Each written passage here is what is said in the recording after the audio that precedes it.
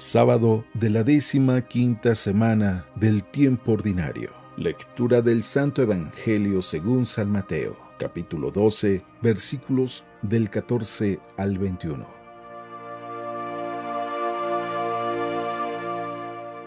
En aquel tiempo, los fariseos se confabularon contra Jesús para acabar con él. Al saberlo, Jesús se retiró de ahí.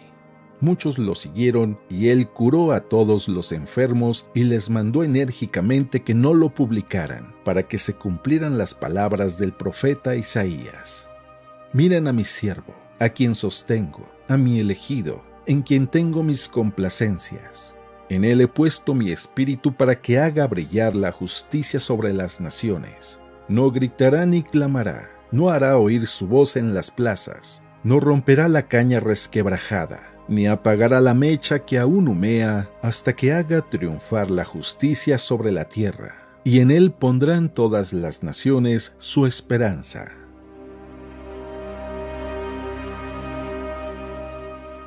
Palabra del Señor.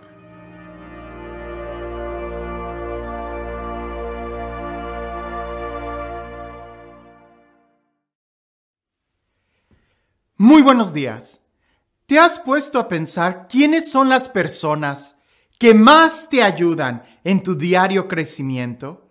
¿Qué personas son las que te ayudan a crecer, a ser mejor persona cada día? Usualmente podemos pensar en tu marido o en tu mujer, en tus papás, en algún amigo que siempre te está diciendo, hey, tienes que mejorar, esto no está bien, esto que hiciste no está del todo correcto. Y es cierto, definitivamente las personas que nos aman son aquellas que nos van a alentar y nos van a ayudar a mejorar cada día. Pero recuerdo una frase de un santo, esto lo escuché cuando era adolescente, no recuerdo qué santo fue, pero decía que además de Dios y los seres queridos, los que en realidad nos ayudan a que crezcamos y que nos fortalezcamos son nuestros enemigos. Pareciese que después de Dios, el que más te ayuda para que tú crezcas en santidad es el mismo diablo, porque si no fuera por las tentaciones que él nos da, nosotros no tuviéramos oportunidades de expresarle a Dios cuánto lo amamos en nuestro diario vivir. Hoy en el Evangelio vamos a ver una situación muy común. Sí, la gente critica a Jesús. Pero pensando en esto y en que precisamente las críticas son las que te ayudan a crecer, creo que podemos aprender algo muy, muy profundo sobre Jesús, sobre las críticas e incluso aquellos que nos odian. Leamos el Evangelio. Dice así: En aquel tiempo, los fariseos se confabularon contra Jesús para acabar con él. Al saberlo, Jesús se retiró de allí. Muchos le siguieron y él curó a todos los enfermos y les mandó enérgicamente que no lo publicaran para que se cumplieran las palabras del profeta Isaías. Miren a mi siervo, a quien sostengo, a mi elegido, en quien tengo mis complacencias. En él he puesto mi espíritu para que haga brillar la justicia sobre las naciones. No gritará ni clamará, no hará oír su voz en las plazas, no romperá la caña resquebrajada, ni apagará la mecha que aún humea, hasta que haga triunfar la justicia sobre la tierra, y en él pondrán todas las naciones su esperanza. Es un texto que termina de una manera muy alentadora, describiendo a Jesús como el Mesías. Pero centrémonos un poco en lo primero. Los fariseos se confabulaban contra Jesús para acabar con él. Resulta que Jesús no tenía uno o dos enemigos. Pareciese que tenía toda una institución atrás de él que se confabulaban para acabar con él. Ahora, ¿qué es lo que Jesús hacía? Jesús también armó una institución para que estuvieran luchando por él. Jesús armó de valor y empezó a debatir en un debate público para humillar a sus oponentes.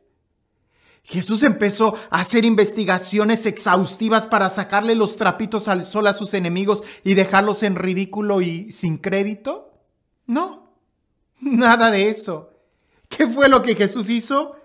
Él continuó haciendo exactamente lo que siempre hacía, predicando la palabra de Dios, moviéndose de un lugar a otro, curando a los enfermos, y les mandó enérgicamente que no lo publicaran, que no publicaran a los que sanaba. Yo sé que el tema es mucho más profundo, el secreto mesiánico, y el por qué Jesús pide que no anden anunciando, ¿verdad?, quién es Él. Incluso cuando calla a los demonios y cuando en algunos aspectos les pide a los discípulos que esto no lo cuenten hasta el día de la resurrección. Hay un tema muy profundo en eso. Pero hoy, pensando en la crítica, y es que precisamente en estos últimos días he recibido muchas, no digo críticas, porque a veces las críticas son buenas.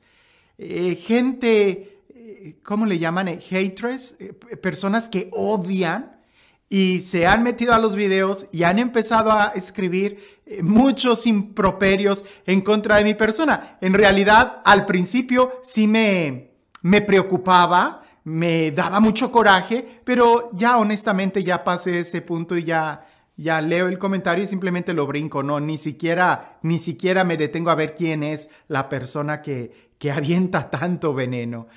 Comentarios de todo tipo, lo mismo que le hacían a Jesús. Está endemoniado y ya sabrás todo lo que le dicen a los curas.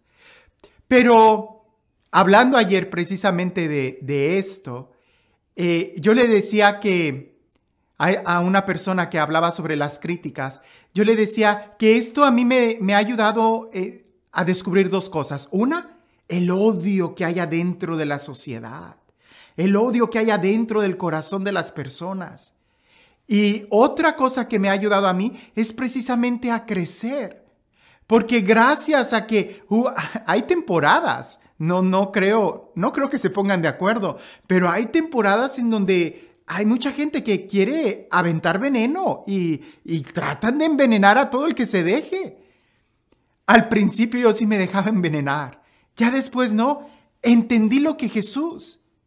Simplemente ni siquiera les hago un comentario, y cuando algunos me dicen, Padre, nosotros les podemos contestar a esas personas, yo les digo, no lo hagan, ignórenlos, no digan nada, dejen a las personas.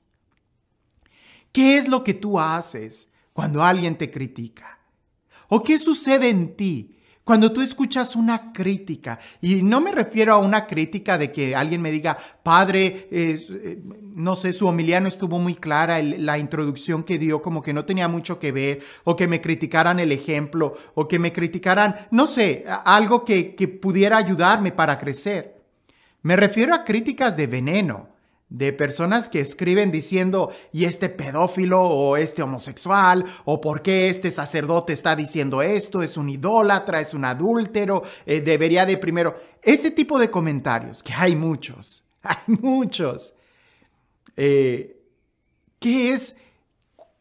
es lo que tú haces cuando te ofenden? Cuando te critican, cuando tratan de destruirte, cuando se confabulan en tu contra. Y no me refiero solamente en la vida espiritual, que de por sí eso a todos nos debe de pasar. Si no somos criticados es porque seguramente algo debemos estar haciendo mal. Pero la pregunta es, ¿qué haces aún en las cosas de fuera cuando alguien habla mal? Jesús lo que hacía era ignorarlos y seguir haciendo el bien.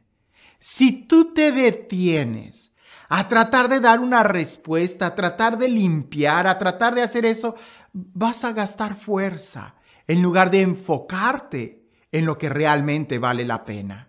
En el momento en que a ti te preocupe mucho tu imagen, en ese momento vas a dejar de preocuparte por ser y construir tu interior. Que los demás hablen mal de ti, qué bueno. ¿no? Decía Miguel Cervantes, si los perros ladran es porque vas caminando. Si no avanzas, los perros no van a ladrar. Cuando tú caminas en los ranchos, los perros empiezan a ladrar. Si vamos caminando, no deberíamos de detenernos a tratar de callar un perro. Y perdonen el ejemplo, sé que es muy brusco, pero la enseñanza es muy clara. No solamente Jesús siguió haciendo el bien, sino que a los que estaban con él les dijo, no, ¿verdad? Guarden silencio. Una cosa es predicar el amor y otra cosa muy diferente es tratar de defender. Y alguien me pudiera decir, padre, pero es que hay que defender la fe, hay que defender a la iglesia. Sí, pero la mejor forma de defenderla es viviendo, porque al final las acciones son las que van a hablar por sí mismas. Opiniones, todo mundo tiene opinión. Cuando han hablado mal de la iglesia, que si la iglesia es millonaria, que la iglesia que ofende, que es retrógrada, que esto, que aquello. Al final, la iglesia es quien funda universidades, la iglesia es quien pelea por los derechos humanos, la iglesia es quien tiene más hospitales, más obras misioneras de caridad, la iglesia es quien está con los enfermos, quien visita a las personas desahuciadas. Al final, las acciones son las que hablan, pero aquellos que hablan mucho, las palabras se las lleva el viento. Y cuando Jesús hace referencia, o el Evangelio hace referencia a las palabras del profeta Isaías, no habla o no dice cosas que se tengan que decir, sino que se tienen que ver. Miren a mi siervo a quien sostengo. ¿Quién te sostiene a ti? ¿Tu fama, tu prestigio o Dios? Porque si Dios te sostiene, ¿qué te preocupa? Mi elegido en quien tengo mis complacencias. La única persona a la que nosotros nos deberíamos de preocupar para que hablara bien de nosotros sería de Dios. Que Él tenga sus complacencias en nosotros, en mí, como yo las tengo y las debo de tener solamente en Él. Lo que me importa es lo que Dios dice de mí, no lo que los demás dicen. En Él he puesto mi espíritu para que haga brillar la justicia sobre las naciones.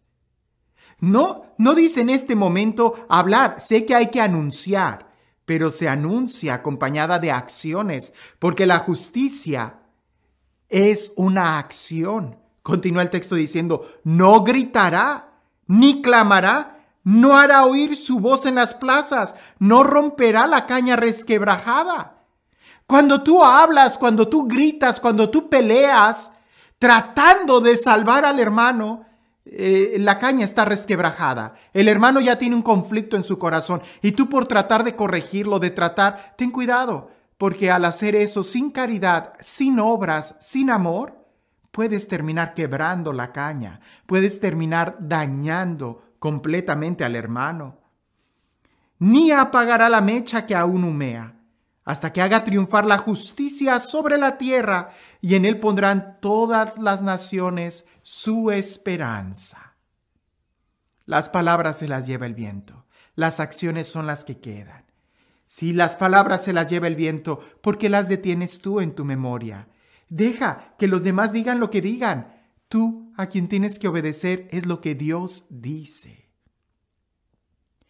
Y este Dios, el Dios del amor, el Dios de la vida, el Dios de la paz, el Dios de la seguridad, el Dios que nos ama, el Dios que nos acompaña, el Dios a quien buscamos agradar, que sea Él quien el día de hoy te bendiga, en el nombre del Padre, del Hijo y del Espíritu Santo. Hablar sobre las confabulaciones que los demás hacen en contra tuya, o de las flechas venenosas que lanzan en tu contra, me hace recordar una historia.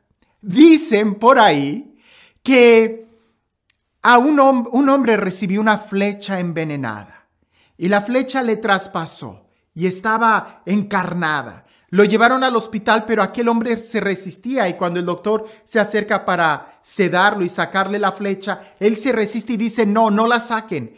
Primero quiero saber quién fue el que me lanzó la flecha envenenada. ¿Era un hombre o una mujer? ¿Era un joven o era un anciano? ¿Era un amigo, un traidor, un enemigo? Antes de que me la saques, quiero saber el por qué lo hizo y me gustaría hablar con él para tratar de corregirlo. Todo el mundo se le quedaba viendo y le decía, si no te sacamos la flecha, vas a morir. Y él decía, es que quiero saber quién lo hizo y por qué lo hizo. A veces nosotros estamos igual. Cuando alguien nos critica, cuando alguien dice una maldición contra nosotros, no la tomes. Sácala inmediatamente. ¿Para qué quieres alegar y pelear con esa? Haciendo y gastando energía en pelear con esa persona, impides que te saquen esa flecha. Haces que la flecha se quede más clavada en tu corazón. En cambio, si somos capaces de ignorar ese tipo de comentarios llenos de odio, llenos de veneno, entonces va a ser fácil que podamos sacar la flecha y seguir avanzando. Por ahí dicen, jamás discutas con un necio, porque te va a bajar a su nivel y ahí, en su nivel, te va a ganar por experiencia. Nosotros no peleamos, yo no peleo. Dejo que sea Dios quien pelee mis batallas. Lo que yo hago es serle fiel a Dios y busco siempre su voluntad. Que tengas un excelente día.